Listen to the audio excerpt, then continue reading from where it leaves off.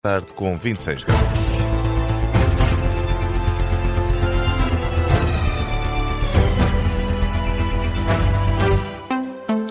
Começa agora o Jornal das Duas da Rádio Observador. A edição é do jornalista José Rafael Lopes e começamos com o reforço dos apoios do Estado às regiões do Oeste devido aos estragos do mau tempo, assim é que é. A Câmara Municipal de Arruda dos Vinhos considera que o reforço fica muito aquém dos orçamentos para os danos avaliados. O Governo decidiu reforçar o Fundo de Emergência Municipal com cerca de 4 milhões de euros. Vão ser transferidos para os municípios afetados pelas tempestades. Arruda dos Vinhos é um dos locais contemplados com um valor mais alto. Ainda assim, o Presidente da Câmara Municipal de Arruda dos Vinhos, Carlos Alves, diz que o valor não chega nem para cobrir o arranjo dos estragos causados na rede rodoviária do município. Carlos Alves não culpa o Governo, mas alerta para um tic-tac meteorológico com a aproximação do fim do verão. O Governo Central peca por tardio, obviamente, mas ninguém está preparado para situações destas e temos que ser rigorosos e intelectualmente honestos também com isso. Aquilo que nós recebemos em Arruda dos Vinhos foi cerca de 580 mil euros até à data. Vai haver este reforço de adiantamento com 1.250 mil euros para encargos de 20 milhões. Mas há aqui um tic-tac meteorológico, um time que é muito exigente, porque as condições meteorológicas, a expectativa é que possa acontecer também algo grave, não direi semelhante ao que aconteceu, e que ponha tudo isto em causa e que ainda torna a situação mais grave. Carlos Alves, Presidente da Câmara Municipal de Arruda dos Vinhos, um dos municípios contemplados com um valor mais alto neste reforço do Governo. Além de Arruda dos Vinhos, os municípios de Alenquer, Sobral de Montagraça e Torres Vedras também vão receber parte desse reforço de 4 milhões de euros. Esta quinta-feira sabe-se também que, de acordo com os passos dos Ministérios das Finanças e da Economia, Arganil foi também agora adicionado aos municípios apoiados. Segundo explicou o Governo, este apoio vai servir para a recuperação imediata de escolas, estradas municipais e outros equipamentos do município.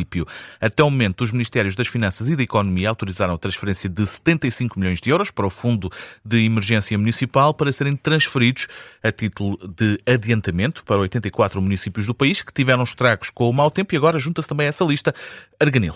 Neste Jornal das Duas olhamos agora para a saúde, isto porque mais de 26 mil doentes críticos não foram socorridos pelo INEM com meios mais adequados no ano passado. A taxa de paragem das ambulâncias de emergência médica melhorou, ainda assim, mas ficou acima dos 38%. A informação é dada pelo INEM no relatório de atividade dos Centros de Orientação de Doentes Urgentes e Meios de Emergência Médica, documento a que a Agência Lusa teve acesso. Essa taxa de ineficácia deve-se sobretudo à falta de técnicos de emergência pré-hospitalar do INEM. O mapa de pessoal previa mais de 1.300 técnicos, mas apenas 1.000 lugares estavam ocupados no final do ano passado, o que significa um déficit de mais de 338 profissionais, cerca de 25% do quadro previsto. O relatório diz ainda que as escalas das ambulâncias foram organizadas para concentrarem disponibilidade nos períodos de menor procura, para tentar minimizar o impacto junto de quem precisa de assistência, mas não é possível apurar o que é que aconteceu nos períodos em que estas ambulâncias estiveram indisponíveis.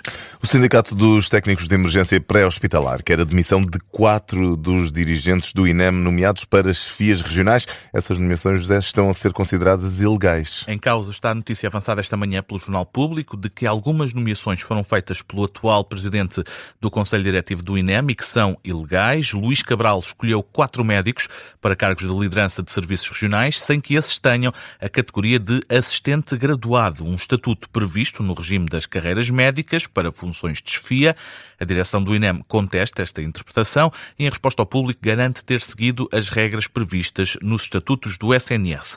Já na Rádio Observador, o presidente do Sindicato dos Técnicos de Emergência Pré-Hospitalar diz que o Instituto devia ter escolhido médicos graduados que, no entender de Rui Lázaro, além de terem esta categoria, têm mais experiência para desempenhar funções de chefia. O INEM devia ter escolhido médicos assistentes graduados ou assistentes graduados séniores. As motivações vão além dos imperativos legais. É que são estas categorias médicas que detêm a competência e a experiência necessárias para o desempenho de funções de chefia. É este o entendimento da lei, é também o entendimento da própria Ordem dos Médicos. Aparentemente, não é o entendimento do seu presidente do INEM, apesar de ter médicos com esta categoria nos quadros do INEM há vários anos, com uma vasta experiência. O Sindicato dos Técnicos de Emergência Pré-Hospitalar já tinha pedido na última semana à Ministra da Saúde a demissão do presidente do INEM.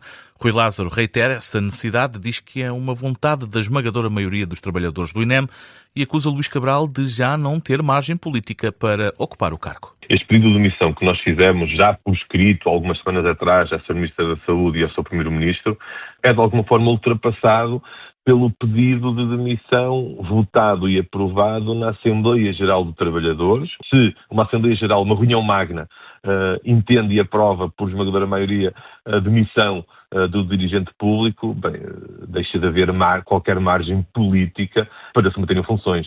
E não sendo o próprio a pedir a sua exoneração, pois terá que ser o Governo a exonerá-lo tão breve quanto possível, sob pena de as consequências para os cidadãos se virem a agravar.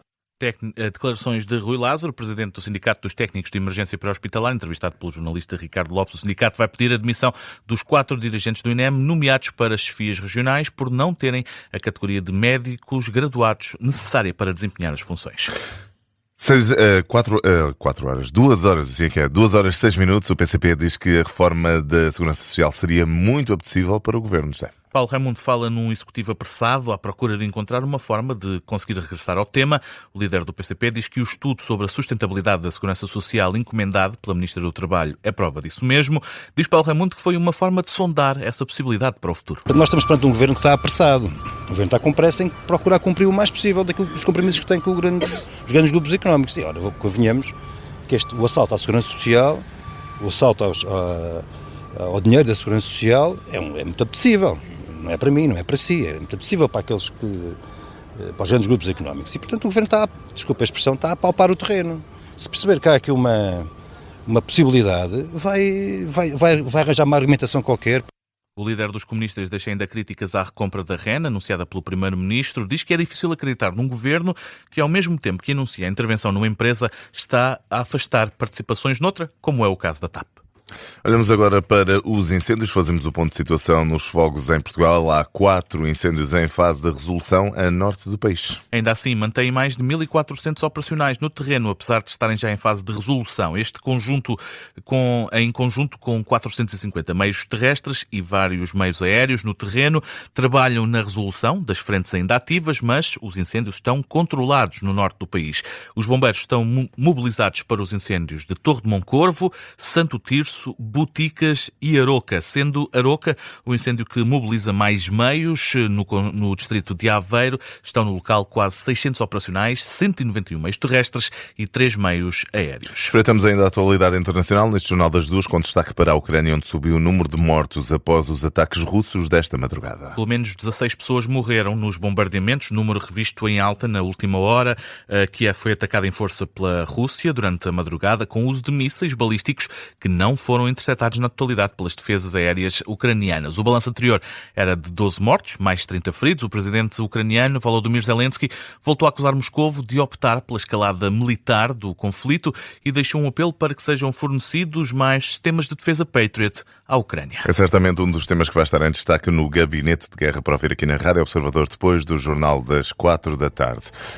No final deste Jornal das Duas, José, olhamos para outras notícias que marcam a atualidade a esta hora. O número de desempregados inscritos nos centros de emprego caiu mais de 8% em julho, em comparação com o mesmo período do ano passado, mas subiu quase 2% face a junho. É uma inversão da tendência, de acordo com os dados divulgados hoje pelo IFP. Nos últimos 5 meses, a taxa de desemprego esteve sempre a recuar. Segundo o IFP, há perto de 270 mil pessoas desempregadas inscritas nos centros de emprego.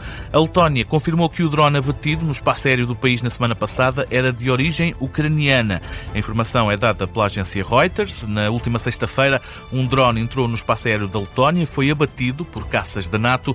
Os países bálticos têm registado um número maior de intrusões e de quedas de drones nos territórios. Fica por aqui o Jornal das Duas, edição do José Rafael Lopes.